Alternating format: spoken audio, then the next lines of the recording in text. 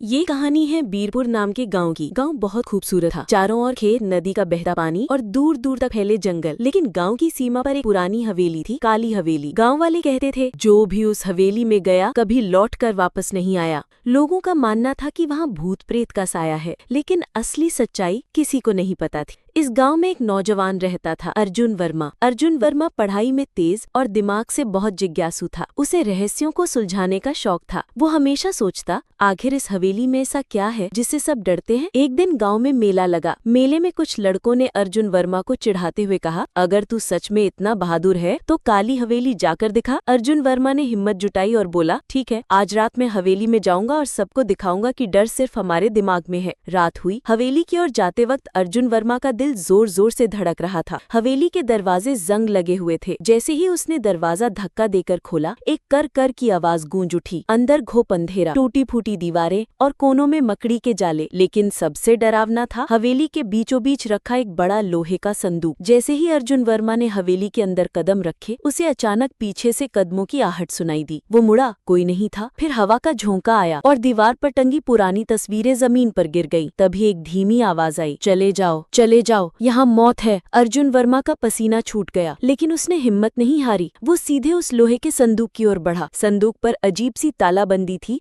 जिस पर पुराने जमाने के संस्कृत श्लोक लिखे थे। अर्जुन वर्मा ने अपने दादा से सीखी हुई संस्कृत याद की और श्लोक को पढ़ा। अचानक संदूक का ताला अपने आप खुल गया। जैसे ही उसने ढक्कन उठाया, अंदर सोना, हीरे, जवाहरात और कुछ पुराने दस्तावेज रखे थे। दस्तावेज पढ़कर अर्जुन वर्मा चौंक गया। उसमें लिखा था, ये हवेली वीर प्रताप सिंह की थी। अंग्रेजों के जमाने में उन्होंने गांव वालों की रक्षा के लिए खजाना यहाँ छिपाया था, लेकिन अंग्रेजों ने प्रताप सिंह और उनके परिवार को मार डाला। उनकी आत्माएं आज भी इस हवेली की रक्षा करती हैं, ताकि खजाना गलत हाथों में ना जाए। अर्जुन वर्मा को समझ आ गया कि यहाँ भूत नहीं, बल्कि एक अधूरी आत्मा की पुकार है, जो अपने राज को सुरक्षित रखना चाहती है। तभी हवेली में तेज आंधी चली। दीवारों पर परछाइयां नाचने लगी और अचानक अर्जुन वर्मा के सामने प्रताप सिंह की आत्मा प्रकट हुई। उसने कहा, बेटा, तू बहादुर है, तूने हमारा राज समझ लिया। ये खजाना तेरे गांव के लिए है, इसे गांव की भलाई में लगाना, लेकिन वादा कर इसका इस्तेमाल कभी स्वार्थ के लिए नहीं करेगा। अर्जुन वर्मा कांपते हुए बोला, हाँ महाराज,